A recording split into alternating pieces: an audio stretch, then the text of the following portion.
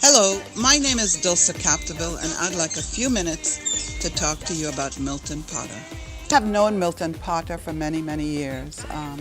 I first met Milton when he was at UVI as an evening professor, teaching counseling classes, and I was oftentimes invited to come and to lecture to his classes, and from way back then he impressed me.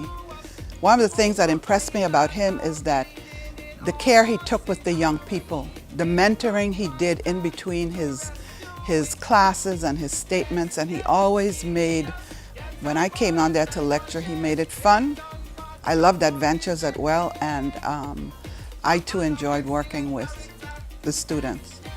I've also then got to know Milton years later with all the agencies he's worked for, all the agencies in our community that he's took time for.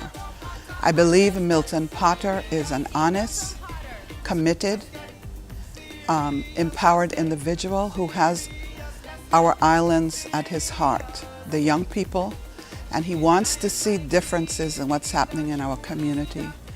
I've also gone and sat and spoke with Milton about his platforms. And as we all know, he's running for the legislature. I was very intrigued with his platforms because I believe he's addressing issues that need to be addressed, issues that we all are concerned about. WAPA, the retirement system, our health, and he's also included education.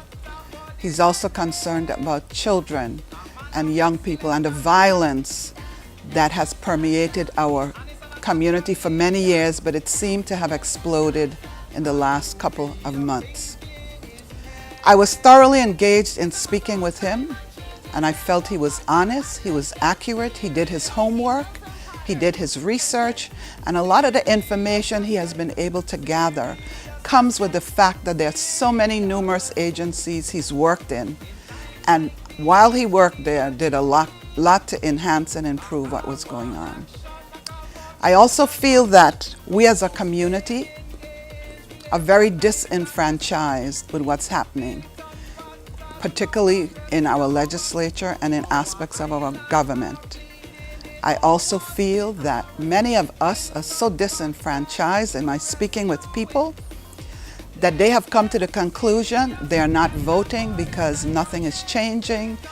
People say what they want, promise what they want, and the same conditions continue.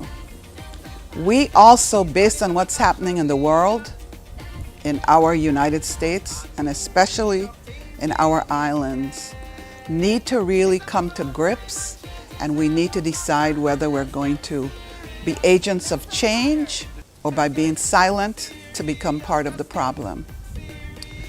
I worked for this government for 55 years. That's a very long time. But in those years, I saw governors come and go. I saw senators come and go. I saw commissioners come and go, and other heads of administrations come and go. But the problems remained. And those are problems that we need to find realistic solutions for. We need to come out of our silence, our fear of speaking up because of what we feel could be done to us. We have to address issues like the corruption that's happening in our islands, the lack of good leadership in some levels. And I feel that Milton Potter understands this, and I know and believe he will do something about it. Our times have changed. What we know as the old normal is not the new normal. Our world has changed. We here in the Caribbean and the Virgin Islands need to keep taking our place in the Caribbean and moving up with innovative ideas. People who stand in their power and speak their truth. People who can work collaboratively and together for the good of the people. We need so many changes. We need to move out of mediocrity and move into standards, and move into doing the right thing, and move into being professional, to acknowledge our culture, to be proud of who we are and from whence we have come.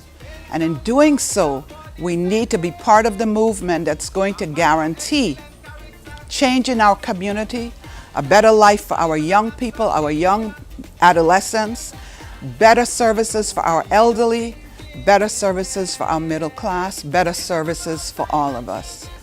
I stand here and I wanted to share this with our community because I believe in Milton Potter. I've known him for a very long time. He's a family man. He comes from a family that is professional, that understands our culture, that's respectable, and I believe in him. So I would like to ask people to think about voting. It is the only right you have, your empowerment key to change. If you're really interested in changing what's happening in our government, to go out, express yourself through your vote, and be proud. Our ancestors worked very hard to be able to get to vote. We have that gift. But if we don't use it, then we become part of the problem, and what is existing now will continue. I do not want to see that, and I'm encouraging everybody to go out and vote. And as I said, I'm supporting Milton Potter.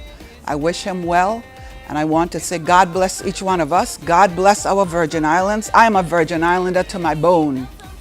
I have proved it by my 55 years, it's now 56, of working for our people to change the system, the domestic violence that I know has been here. And I've worked most of my 55 years to change those things. It cannot be done alone. Our problems are community problems, and therefore we must have community addressing it, and people coming out and stop hiding, stop not wanting to be part of the solution. Then you're the part of the problem. So I'm asking the community to come out and vote, and to vote for Milton Potter. Thank you for listening.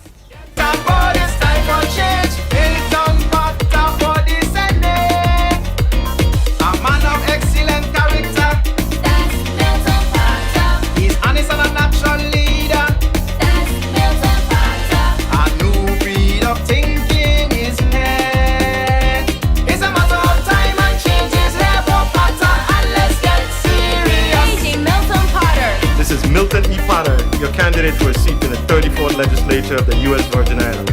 Let's get serious about finding real solutions to the many vexing problems plaguing these islands. Remember, casting blame is not a solution. Let's get serious about the big five: crime, healthcare, education, WAPA, and GERS. This is Milton E. Potter, and I approve this message.